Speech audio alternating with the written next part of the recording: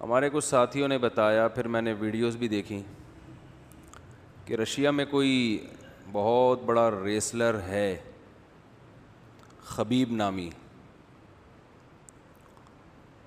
اور جب بھی آپ کو پتہ ہے رشیا میں تو سارے ایتھیسٹ ہوتے ہیں عام طور پر، اللہ کے وجود ہی کے منکر ہیں، اور رشیا میں اسلام کا گلا اس قدر سختی کے ساتھ گھونٹا گیا ہے۔ میں تو سمرقند، بخارا ان علاقوں میں ہو کر آیا ہوں، خود دیکھا ہے، وہاں کے مقامی لوگوں سے ملاقاتیں ہوئیں کہ کس طرح سے اسلام کو یہاں کچلا گیا ہے۔ یعنی ایسا ہوتا تھا جب رشیا کا انقلاب آیا ہے نا روس میں، اور کمیونزم وہاں پہ پھیلایا گیا ہے، مذہب کا جڑ سے خاتمہ کیا گیا، تو یہ جو آج دنیا میں بڑے بڑے انسانی حقوق کے علمبردار بنے پھرتے ہیں، ان میں رشیا بھی ہے۔ تو انہوں نے بے پناہ ظلم کیا ہے وہاں کے مقامی لوگوں نے بتایا کہ ہمارے باپ دادا پہ کیا گزری ہے۔ یعنی کسی کی زبان سے اللہ کا لفظ نکل گیا، ماشاء اللہ کا لفظ نکل گیا، کسی کے گھر سے قرآن نکل گیا تو اسے قتل کر دیا جاتا تھا، اس کے پاس دوسرا کوئی آپشن نہیں تھا۔ تو لوگوں نے ایسے وہاں قرآن کو زندہ رکھا اور ایمان کو زندہ رکھا کہ گھروں میں تہخانے بنا کے لیبل لگاتے تھے شراب خانوں کا اور تصویریں ایسی لگا دیں جس سے جب رشیا کے فوجی آئیں تو وہ یہ سمجھیں کہ یہ لبرل لوگ ہیں، اور اندر تہخانوں کے اندر چھپ چھپ کے قرآن مجید کی تعلیم، تاکہ ہمارے بچوں میں اسلام ٹرانسفر ہو۔ ایمان کتنی بڑی نعمت ہے، دیکھو یار، جن کو قدر تھی انہوں نے اپنا ایمان بچا کے دکھایا۔ اور آج ہمارے ہاں والدین کو فکر ہی نہیں ہوتی کہ بچہ ایتھیزم کی طرف جا رہا ہے، ایمان میں بس پڑھائے، کمائے اور بڑا آدمی بنے دنیا میں۔ تو میں جب ازبکستان میں تھا، وہاں ایک آدمی کی کارگزاری سن کے میں اپنی آنکھوں پہ ضبط نہیں کر سکا۔ اس نے بتایا کہ میری دادی کا جب انتقال ہوا نا، تو وہ کلمہ پڑھتے ہوئے جا رہی تھی اور کہہ رہی تھی، اے اللہ تو گواہ رہنا، میں ایمان پر مر رہی ہوں۔ میں نے اب تک 90 سال کی عمر میں اس کی دادی کا انتقال ہوا، اب تک اپنے ایمان کو میں نے بچا کے رکھا ہے، میں گواہی دے کے جا رہی ہوں، تو بھی گواہ رہنا اس پر، مجھے ان لوگوں میں شمار نہ کرنا۔ تو کیسے اس نے 90 سال تک اپنے ایمان کو اس ماحول میں بچایا ہوگا، آپ اندازہ لگاؤ کیسے بچایا ہوگا۔ تو وہاں جو علماء تھے، تہخانوں کے اندر چھپ چھپ کے قرآن کی تعلیم، یعنی کوئی بھی اسلامی شعار یا علامت ان کو نظر آتی نا، رشین کو داڑھی تو بہت دور کی چیز، کوئی بھی علامت، ماشاء اللہ، اللہ اکبر، یا اس طرح کا، بچوں سے پوچھتے تھے، انکوائری کرتے تھے تمہارے والدین تمہیں کیا سکھاتے ہیں۔ تو جن والدین نے اپنے بچوں میں ایمان کو منتقل کیا، مذہب پہ قائم رکھا، وہ اپنے بچوں کو سکھاتے تھے کہ باہر یہ کہنا ہے، گھر میں اس طرح رہنا ہے۔ تہخانوں کے اندر قرآن کو پڑھایا گیا، تو ایسے ان لوگوں نے اپنے ایمان کی حفاظت کی ہے۔ تو رشیا کا جو مشہور ریسلر خبیب، سنتا تھا میں اس کے بارے میں کہ لڑکے بتاتے تھے کہ ریسلنگ سے پہلے الحمدللہ، میں ریسلنگ دیکھتا اس لیے نہیں کہ چڑیاں پہن کے، ظاہر ہے وہ تو سطر میں داخل ہے نا، اب جتنی اللہ نے اس بیچارے کو سمجھ، مجھے نہیں پتہ یہ چڈی پہن کے لڑتا تھا یا پورے پراپر ڈریس ہوتا تھا، واللہ عالم۔ لیکن ایک بات بڑی خاندانی کہ اس کنٹری میں اللہ کا نام لینا، کلمہ شہادت پڑھنا، الحمدللہ کہنا، یہ جو اسلام کے شعار ہیں، اور UFC میں یعنی الٹیمیٹ فائٹنگ چیمپئن شپ نا، الٹیمیٹ فائٹنگ، یہ بہت بڑے ماہر آدمی ہیں، ان کا خبیب بھائی سے بڑے پرانے تعلقات ہیں، ان کو دیکھ لیں آپ، خبیب بھائی سے نا ان کی بہت پرانی الیکس اسلام دعا ہے۔ تو الٹیمیٹ فائٹنگ چیمپئن شپ، تو اس میں 29 مقابلے جیتنا، 29، یہ میرا خیال ہے ورلڈ ریکارڈ ہے جو ہم نے سنا ہے کہ دنیا میں اب تک کوئی ایسا چیمپئن گزرا نہیں ہے، اتنا بڑا چیمپئن کہ 29 مقابلے لگاتار جیتے ہوں، اور پھر اپنی ماں کے کہنے پہ چھوڑ دیا۔ دیکھو جب آپ بھی ترقی کی عروج پر ہوتا ہے پھر دنیا چھوڑ دیتا ہے, کھیل نہیں چھوڑتا. کھیل تو جب چھوڑا جاتا ہے جب آپ کو پتا ہوتا ہے کہ اب میرا زوال شروع ہے.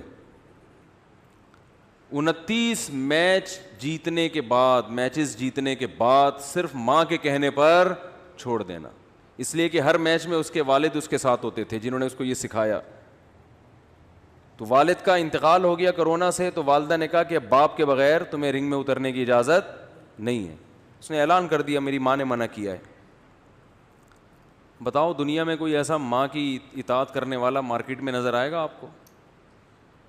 ہیں, لیکن آپ کو یہ مسلمانوں میں نظر آئیں گے. یہ اسلام کی خوبی ہے. سعودی عرب میں کیس ہوا تھا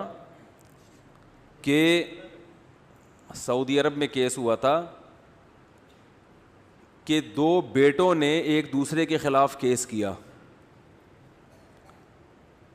کیس تھا ماں کے خلاف, کیس یعنی ایک دوسرے کے خلاف کیس کیا ماں کے بارے میں. یہاں عام طور پر کیسز کیا ہوتے ہیں؟ ماں کی وراثت مجھے ملے گی, وہ کہہ رہا ہے مجھے ملے گی, یہ ہوتا ہے نا. ماں کا خرچہ یہ اٹھائے گا, وہ کہہ رہا ہے نہیں اس کے ذمے. وہاں کیس یہ تھا کہ وہ ایک کہہ رہا تھا ماں میرے ساتھ رہے گی, دوسرا کہتا تھا ماں میرے ساتھ رہے گی. دونوں بھائیوں میں خونی لڑائی ہو رہی تھی. کہہ رہا تیرے باپ میں دم ہے تو اس کو لے جا کے دکھا یہاں سے. تو جس وقت یہ خبریں نشر ہوئی تھی نا, یہ 20-22 سال پرانا واقعہ ہے, اس وقت بھی میں بیان تو کرتا تھا. اس وقت تو میں نے وہ پورے اس کے حوالے دیے تھے کہ یہ BBC کی نیوز تھی یا کسی اور چینل کی, مجھے یاد نہیں ہے. ہمیں آم کھانے سے مطلب ہوتا ہے, پیڑ گننے سے نہیں. تو بڑی مشہور ہوئی تھی یہ خبر کہ 2 بیٹوں کا عدالت میں کیس ہوا ہے کہ ماں میرے پاس رہے گی, دوسرا کہتا تھا ماں میرے پاس. تو پھر عدالت نے 6 مہینے میں ماں کو ڈیوائڈ کیا, 6 مہینے تمہارے پاس, 6 مہینے تمہارے پاس. تو دیکھو مسلمانوں کا نا اسلام کا بڑا خراب امیج دنیا کو دکھایا جاتا ہے. یہ عورتوں پہ تیزاب پھینکتے ہیں. کوئی ایک آدھ واقعہ کہیں کسی گاؤں دیہات میں ہو گیا ہوگا تو ویمن رائٹس کی جو تنظیمیں ہیں وہ پیش کرتی ہیں یہاں عورتوں کے حقوق پامال کیے جاتے ہیں. عورت میں سب سے پہلے ماں ہے یا نہیں ہے؟ عورت میں سب سے پہلے کس کا حق ہے؟ جس نے تمہیں جنا ہے. اس کے حقوق کی کبھی بات کرتے ہوئے دیکھا آپ نے ان لوگوں کو؟